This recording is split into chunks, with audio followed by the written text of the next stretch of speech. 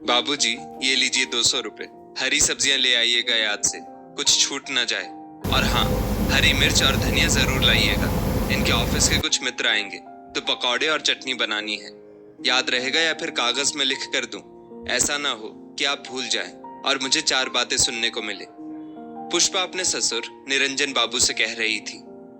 बहू, दूध नहीं लाना है क्या? इतने रुपयों में तो दूध नहीं आ पाएगा। दूध लाऊंगा तभी तो तुम खीर बनाओगी, क्योंकि एक समय बाद किराने की दुकान में भी दूध खत्म हो जाता है। देख लो, मैंने याद दिला दिया, वरना कहोगी कि बाबूजी याद क्यों नहीं दिलवाया, दूध मंगवा लेती। निरंजन बाबू बोले, मैं क्यों खीर बनाने लगी? आज ऐसा क्या है जो मैं खीर बनाऊंगी? महंगाई में गुजारा मुश्किल से हो रहा है और आपको खीर की पड़ी है। आपको जितना कहा है बस उतना ले आइएगा। इतना कहकर पुष्पा वहां से चली गई। तभी निरंजन बाबू की पोती प्रिया आई और बोली, दादाजी, आज क्या है जो खीर बननी चाहिए? निरंजन बाबू पोती को लाड करते हुए बोले, बेटा, आज तुम्हारी दादी और मेरी सालगिरह है। हर साल तुम्हारी दादी आज के दिन मेरे लिए खीर बनाती थी और मैं उसके लिए मीठा पान लाता था। मुस्कुराते हुए निरंजन बाबू पुराने दिनों को याद करते हुए बाजार की ओर चल पड़े। सारा सामान लेने के बाद निरंजन बाबू के पास 20 से 25 रुपए बचे थे। उन्होंने सब्जी वाले से कहा, भैया, इतनी सब्जी ली है तो कुछ धनिया पत्ता और मिर्ची ऐसे ही डाल दो, भगवान तुम्हारा भला करेंगे। बहुत कहने पर सब्जी वाले ने थोड़ा सा धनिया पत्ता और मिर्ची दे दी। निरंजन बाबू ने सोचा, 2 दिन तो इतने में काम चल जाएगा, तो क्यों ना पत्नी प्रभा के लिए मीठा पान ले ले, वो भी खुश हो जाएगी। वो पान वाले के पास पहुंचे और बोले, बिहारी लाल, कैसे हो? बच्चे तुम्हारा ध्यान तो रखते हैं ना? ऐसा करो, एक बढ़िया सा मीठा पान बना दो। बिहारी लाल मुस्कुराकर बोला, बाबू साहब, लगता है आज आपकी सालगिरह है, तभी आप पान लेने आए हैं। अब तो साल में एक बार आप मेरी दुकान पर आते हैं। पहले आए दिन आप भाभी जी के लिए पान ले जाते थे। क्या डॉक्टर ने पान खाने से मना कर दिया? निरंजन बाबू मुस्कुराकर बोले, अरे नहीं नहीं, डॉक्टर ने नहीं मना किया, पर बुढ़ापे में क्यों फालतू के खर्चे करूं? तुम बताओ, कितने पैसे हुए?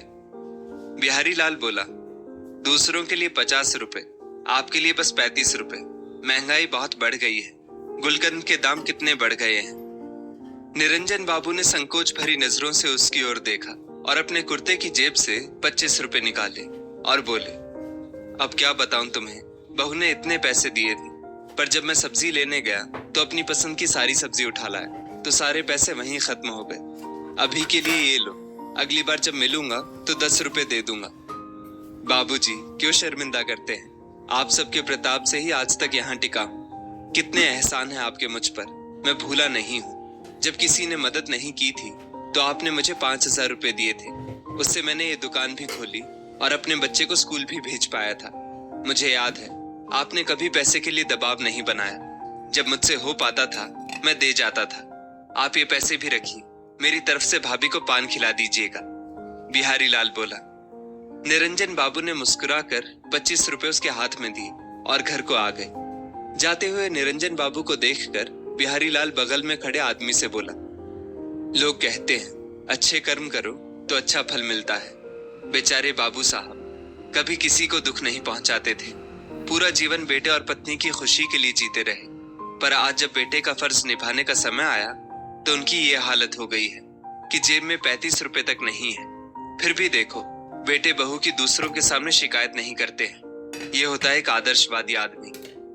निरंजन बाबू को पसीने पसीने हुआ देख प्रभा जी अपने आंचल से उनका चेहरा पोंछती हुई बोली, क्यों इस उम्र में ये सब काम करते हैं?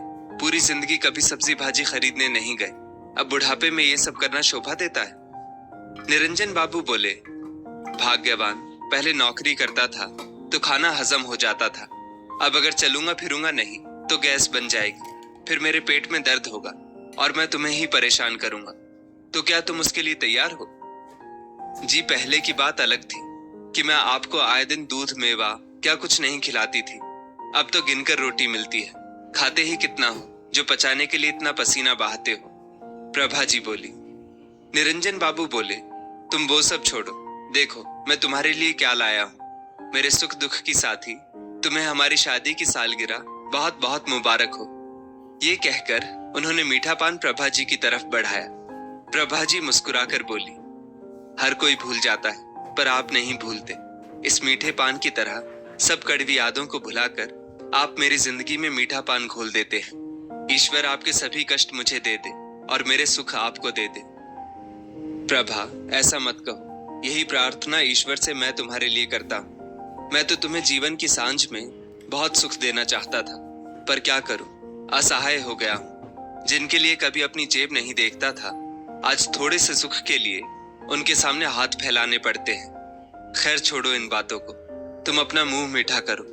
पान खाकर जब तुम कुछ कहती हो तो मीठी सी खुशबू और तुम्हारे होंठ लाल हो जाते हैं। तुम बिल्कुल वैसी ही लगती हो जैसी 40 साल पहले लगती थी। इतना कहकर उन्होंने प्रभा जी के मुंह में पान दे दिया और दोनों हंसने लगे। तभी उधर से बहू पुष्पा आई और बोली, बाबूजी, मैंने आपको धनिया पत्ती और मिर्ची लाने को कहा था, ये क्या लाए हैं? कहाँ गए वो पैसे जो मैंने दिए थे? अच्छा, तो वो पैसे आपने माँ जी के लिए पान लाने में खर्च कर दी। शर्म नहीं आई आपको इस उम्र में चोरी करते हुए? इसीलिए आप दूध लाने के लिए कह रहे थे, ताकि और पैसे बचाकर कुछ और खरीद सके। छी छी छी, बच्चे देखेंगे तो क्या सीखेंगे, कभी सोचा है? प्रभा जी बोली, बहू मेरी बात सुनो, इन्हें कुछ मत कहो। तभी प्रभा जी के बेटे विकास ने घर में कदम रखा और वो पत्नी पुष्पा पर भड़क उठा। घर में कदम रखने को जी नहीं करता, जब भी प्रवेश करो बस कल है, क्यों शोर मचा रही हो? पुष्पा ने उसे सारी बात बताई। विकास बोला, बाबूजी, आपकी कमाई अब बंद हो चुकी है, तो अपने पुराने शौक भी भूल जाइए। गिनकर जो रोटी मिलती है चुपचाप खाइए और शांति बनाए रखिए। इन्हीं सभी के बीच प्रिया कुछ फूल और घास फूस को जोड़कर एक गुलदस्ता बनाकर लाई और बोली, दादी माँ, दादाजी, हैप्पी एनिवर्सरी। आज तो घर में पार्टी होनी चाहिए। प्रभा जी ने पोती को ढेर सारा आशीर्वाद दिया। निरंजन बाबू पोती से बोले, बेटा, जीवन में खूब तरक्की करो, बस याद रखना अपने माता पिता का कभी अपमान मत करना, वरना जिंदगी भर जो तुम अच्छे कर्म करोगी वो मिट्टी में मिल जाएंगे। इतना कहकर उदास आंखों से वो अपने कमरे में चले गए और प्रिया मुस्कुराते हुए अपने कमरे में चली गई। प्रभा जी अपने आंचल से अपने आंसुओं को पोंछते हुए बेटे बहू से बोली, बेटा, उन्होंने तुम्हारे 25 रुपए अपने पर खर्च नहीं किए, मेरी खुशी पर खर्च किए। हर साल मैं आज के दिन उन्हें खीर खिलाती थी, पर वो भी मैंने बनाना अब बंद कर दिया है। जो आदमी बच्चों के लिए अपनी थाली खाली कर देता था, आज वही बच्चे हमारी रोटियां गिनते हैं। ना जाने भगवान और क्या क्या दिखाएगा। ये सब दिखाने से पहले हमें उठा क्यों नहीं लेता? पिछले 4 सालों से आज के दिन जो उपहार तुम लोगों से मिलता आया है, उसे मैं कभी नहीं भूलूंगी। इतना कहते हुए प्रभा जी लड़खड़ाते कदमों से अपने कमरे में चली गई। रात को प्रिया मम्मी पापा के पास आई और बोली, मम्मी पापा, जब आप बूढ़े हो जाओगे तो क्या मेरे बिना ही अपनी एनिवर्सरी सेलिब्रेट करोगे? विकास मुस्कुराकर बोला, नहीं बेटा, ऐसा क्यों कह रही हो? पापा, क्योंकि मैं आप लोगों की एनिवर्सरी सेलिब्रेट नहीं करूंगी और आपको रोटियां भी गिनकर खाने दूंगी, जैसे मम्मी दादी और दादाजी को देती हैं। पुष्पा प्रिया के कान पकड़ते हुए बोली, बहुत दादी की चमची बनती हो, चलो कमरे में, फिर मैं बताती हूँ।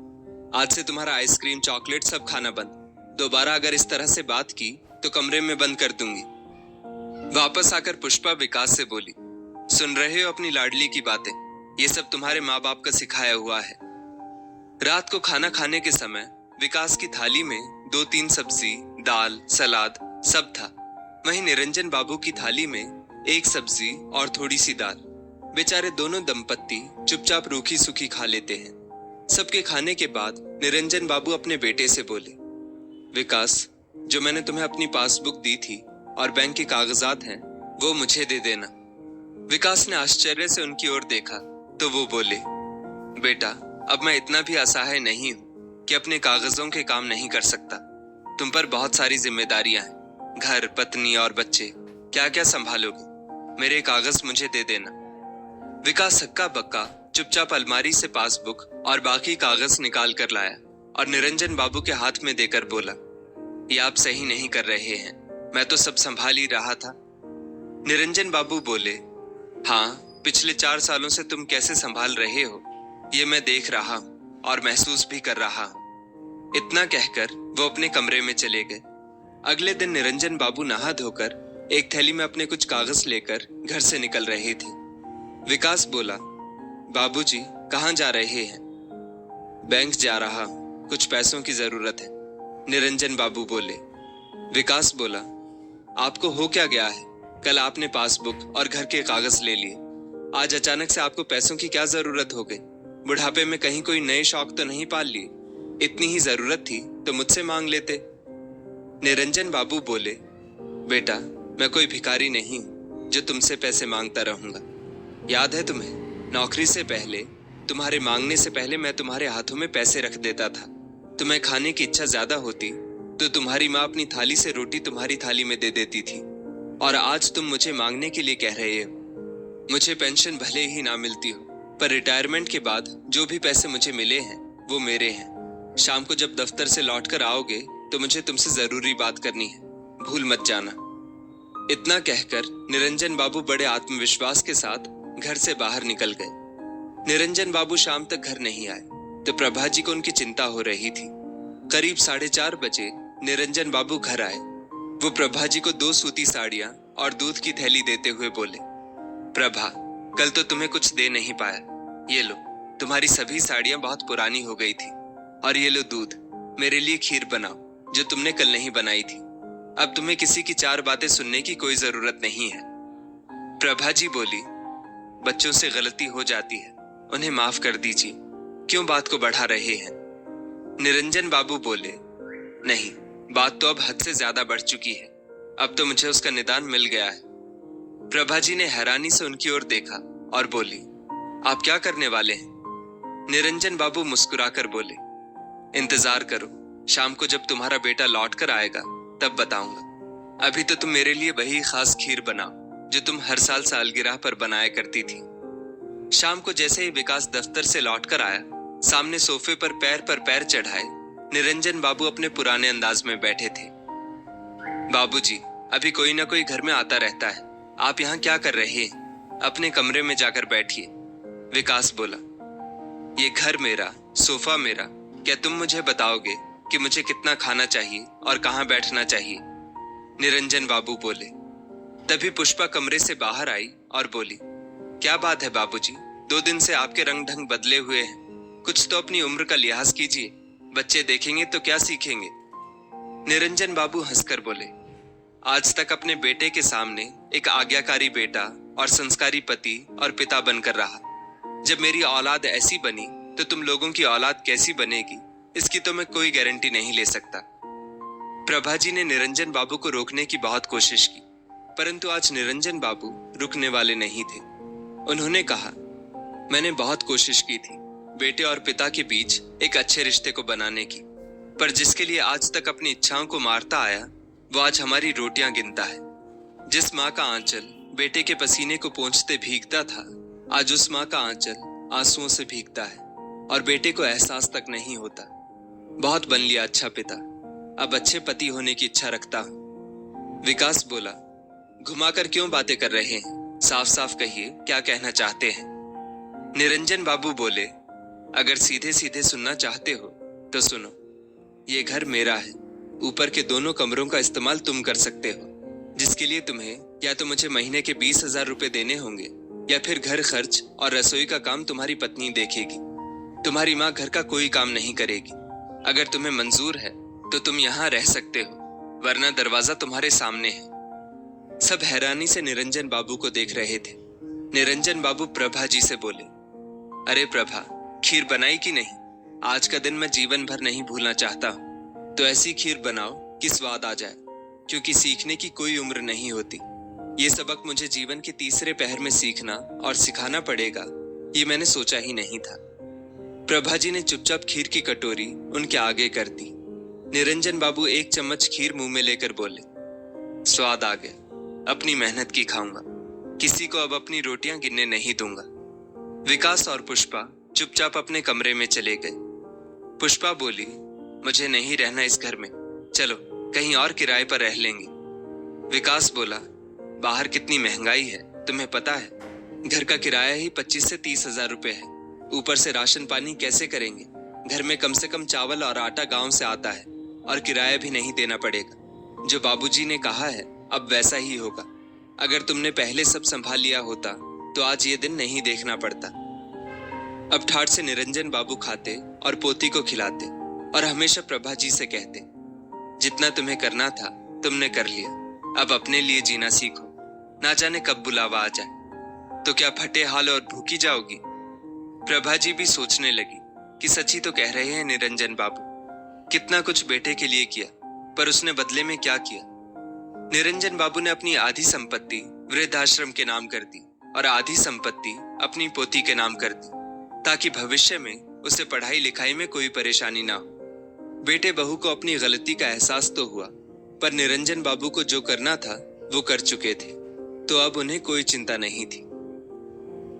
दोस्तों, इस स्टोरी को लेकर आपकी क्या राय है, नीचे कमेंट करके जरूर बताइए।